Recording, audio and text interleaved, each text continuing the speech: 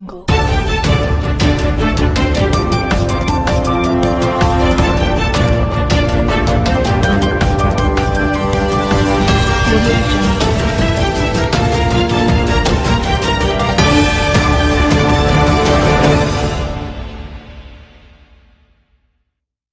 सबसे पहले तो आप सभी लोगों का धन्यवाद, जो भी पत्रकार साथी इतने शॉर्ट नोटिस में आप पहुंचे हैं। और आज का प्रेस कॉन्फ्रेंस का जो विषय है वो हाथरस है। और हाथरस सिर्फ विषय नहीं है, हाथरस में कुछ ऐसा हुआ है जिसने सबके दिल को चोट दी है। हाथरस में मानवता शर्मसार हुई है। उसको लेके जो भी हमारी बातें मैं आप लोगों के बीच में रखूंगा। उत्तर प्रदेश में अपराध की बाढ़ आ गई। जैसा मैंने पहले भी कहा था कि कहीं भी अन्याय होगा और उसमें न्याय नहीं होगा, अपराधियों को सत्ता का संरक्षण होगा तो अपराध बढ़ जाएगा। उसी का बड़ा उदाहरण है कि पिछले 8 दिनों में 2 दर्जन से ज्यादा रेप जो है, हत्याएं उत्तर प्रदेश में हो रही। कानून व्यवस्था खत्म हो चुकी है।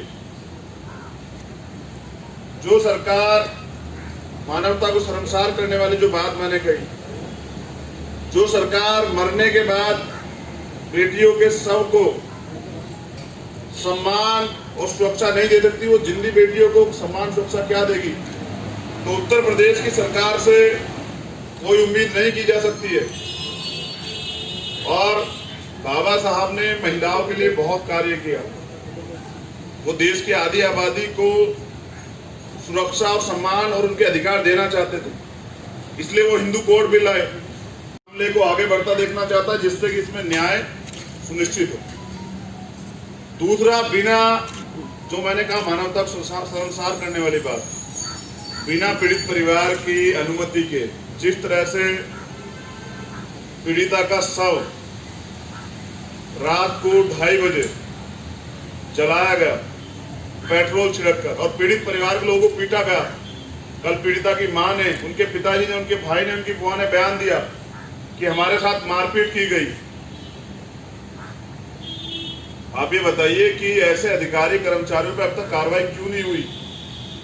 जिन लोगों ने, वो जो अधिकारी जिन्होंने एविडेंस मिटाने का काम किया, एविडेंस टेम्परिंग भी एक क्राइम है, उन पर अब तक मुकदमा दर्ज क्यों नहीं हुआ? मुख्यमंत्री उन पर इतने मेहरबान क्यों हैं? अगर सरकार कंगना रनावत जी को सुरक्षा दे सकती है, वो भी देश की बेटी है, तो फिर दलित परिवार के साथ ऐसा क्यों? क्या दलित परिवार को वायु श्रेणी की सुरक्षा नहीं मिल सकती है? अब मुख्यमंत्री ने घोषणा की है कि पीड़ित परिवार को एक नौकरी देंगे। मैं आपका ध्यान आकर्षित करता हूं, लखनऊ में कुछ हुआ था। लखनऊ में इसी पुलिस द्वारा एक हत्या की गई थी रात को 1:30 बजे। वो भी हमारा ही परिवार था। उस परिवार को न्याय देने के लिए जब मीडिया के लोगों ने आवाज उठाई तो 2 दिन में सरकारी नौकरी दी गई। तो दलितों के साथ इतना भेदभाव क्यों? जब वहां डर है, मुख्यमंत्री ने घोषणा की है, तो पीड़ित परिवार को वहां से अब तक क्यों नहीं हटाया गया? क्यों उनको अब तक शिफ्ट नहीं किया गया? ये एक डर का खेल है जिसको बनाया जा रहा है, जिसमें कि पीड़ित परिवार न्याय की मांग न करके डर के टूट जाए। लेकिन पीड़ित परिवार न्याय के लिए अड़िग है और वो न्याय चाहता है। तो जैसा मैंने कहा, मुख्यमंत्री के झूठे वादे, अगर नौकरी देनी होती तो अब तक नौकरी दी जाती। जैसा मैंने कहा कि राइट टू लाइफ बहुत जरूरी है, तो किसी का रेप करने का, हत्या करने का अधिकार कोई किसी को कैसे दे सकता है? और जिन अपराधियों को संरक्षण मिल रहा है, मुख्यमंत्री उनके जिम्मेदार हैं। तो मुख्यमंत्री अगर देना चाहते हैं तो मुझे उस परिवार की चिंता है। उम्मीद है कि माननीय न्यायपालिका मुझे इजाजत देगी, क्योंकि पीड़ित परिवार ने मीडिया के सामने स्टेटमेंट देके अपनी इच्छा जाहिर की कि हम चंद्रशेखर के साथ सुरक्षित है, अपने बेटे के साथ। तो मैं उन्हें बहुत जल्द घर लेके आऊंगा, यहाँ दिल्ली में सहारनपुर लेके जाऊंगा। तो आज का विषय यही है। मैं माननीय राष्ट्रपति महोदय से भी निवेदन करता हूं कि अगर वो ये चाहते हैं कि दलितों की सुरक्षा में वो अहम जिम्मेदारी अदा करें, तो तत्काल उत्तर प्रदेश के मुख्यमंत्री को बर्खास्त करें। और अगर हमारी मांगों पे सरकार गौर नहीं करेगी, तानाशाही करेगी, तानाशाही रवैया बरकरार रखेगी, तो हम विधानसभा का घेराव करेंगे। और इस घेराव की स्थिति में जो राजनीतिक दल पीड़ित परिवार के घर जा रहे हैं और उनको सच में अगर वो न्याय दिलाना चाहते, राजनीति नहीं कर रहे हैं, उनकी तकलीफ को, दुख को समझते उनके साथ खड़े हैं, तो जिस दिन इस तानाशाही सरकार के खिलाफ मैं घेराव का ऐलान करूंगा, मैं उनसे मांग करता हूं कि वो लोग भी इसका समर्थन करें अगर वो दलितों के हितैषी हैं। धन्यवाद।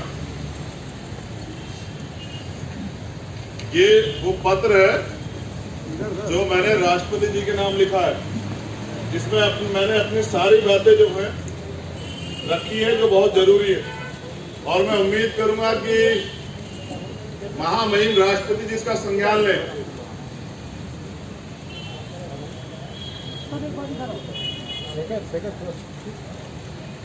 जो नंबर मीडिया के दबाव के बाद देश में जो न्याय के लिए आवाज उठी, उस तक के दबाव के बाद खोले गए हैं, वो रिकॉर्ड किए जा रहे हैं। विपक्ष के नेताओं के और मीडिया के फोन भी टेप किए जा रहे हैं। आप मुझे बताइए कि क्या नेता का कानून सुप्रीम कोर्ट ने जिसका ऑर्डर किया था वो देश में या उत्तर प्रदेश में चल रहा है? क्या ये राम राज्य है जिसमें पीड़ितों के पक्ष में जो आवाज उठाएंगे तो मुकदमे दर्ज होंगे? तो उत्तर प्रदेश में जैसा मैंने कहा कि तानाशाही चल रही है, जो भी सरकार के खिलाफ या न्याय के लिए लड़ेगा उसके साथ उसको सब चीजें खेलनी पड़ेगी। मैं ये भी बता दूं कि हम मुकदमों से नहीं डरते हैं। एक क्रांतिकारी के लिए जेल और मुकदमे गहना होती है, और मैं न्याय की इस लड़ाई को मजबूत करने के लिए किसी भी हद तक गुजरने के लिए तैयार हूं। अगर उत्तर प्रदेश में मुख्यमंत्री तानाशाही को बरकरार रखेंगे तो हम भी अपनी लड़ाई को, न्याय की लड़ाई को बरकरार रखेंगे। सरकार ने सीबीआई जांच की अनुशंसा की है, इसके बाद में परिवार और आरोपी कह रहे हैं कि सुप्रीम कोर्ट के जज की अध्यक्षता में जांच होनी चाहिए। सीबीआई जांच से आप लोगों को क्या परहेज? परहेज कुछ नहीं है, बस सच जानना आपके लिए बहुत जरूरी है। और सच आपसे जुड़ा हुआ है कि जब सरकार के खिलाफ मीडिया के लोग कुछ चला देते हैं तो सीबीआई और इनकम टैक्स के छापे उनके दफ्तरों में भी लग जाते हैं। और पिछले इस सरकार के 6 साल के कार्यकाल में हमने देखा है कि सीबीआई सरकार का तोता बन के रह गई है।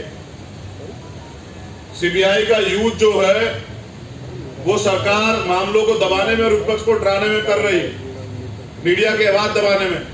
तो ऐसी सीबीआई से मुझे कोई उम्मीद नहीं है, क्योंकि आपको याद होगा कि माननीय न्यायपालिका के जजों ने भी बाहर निकलकर ये कहा था कि न्यायपालिका में सरकार हस्तक्षेप कर रही है, तो सरकार की सारी एजेंसियां जो है सरकार के अधीन है।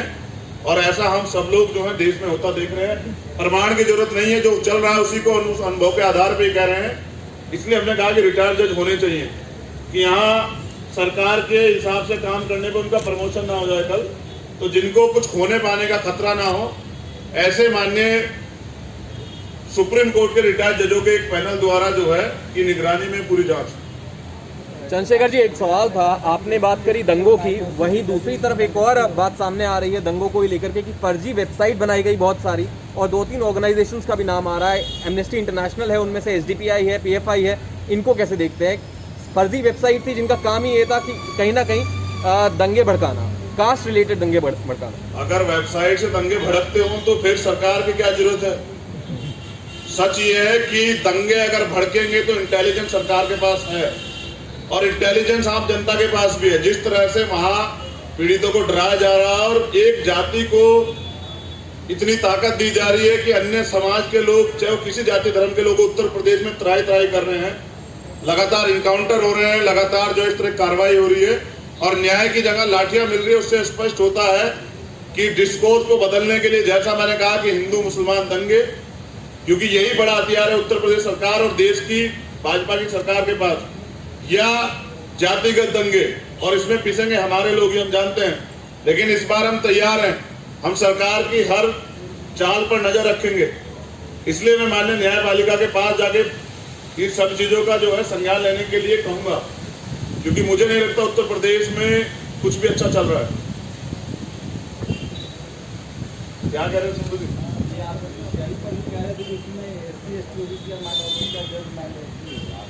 लगातार भेदभाव का शिकार हो रहा समाज। हमारा कहावत है कि दूध का जला हुआ भी जो छाछ जो है फूक फूक के पीता है।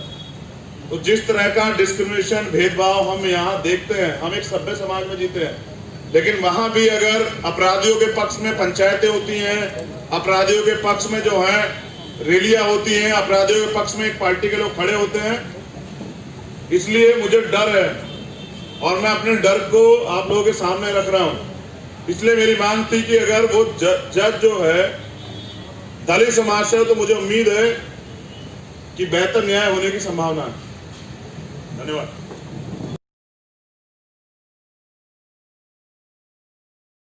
सरकार की नीयत ही नहीं है उनको इम्प्लीमेंट करने की, तो न्याय कैसे होगा बताइए। ये सरकार जो है अपराधियों के पक्ष में खड़ी है। इसका जीता जाता उदाहरण ये है कि वहाँ अगर सेक्शन 144 लगा हुआ है तो वहीं 1 किलोमीटर में पंचायतें कैसे हो रही हैं, और अगर पंचायतें करने की छूट वहाँ मिल रही है तो ये पीड़ित परिवार को सिर्फ और सिर्फ डराने धमकाने के लिए किया जा रहा है। और इसके पीछे की कड़वी सच्चाई ये भी है कि हो सकता है कि कल उस परिवार के साथ रात के अंधेरे में कोई दुर्घटना घट जाए और इसके जिम्मेदार मुख्यमंत्री होंगे। मैं ये भी बता दूं, अगर मेरे परिवार के साथ कुछ होगा तो मुख्यमंत्री चैन से अपने कमरे में नहीं सोएंगे। हम सड़कों पे आ जाएंगे, रोड बंद करेंगे। ये हमारा अधिकार है कि हम अपने न्याय की लड़ाई को मजबूत करें, तो हम आंदोलन करेंगे।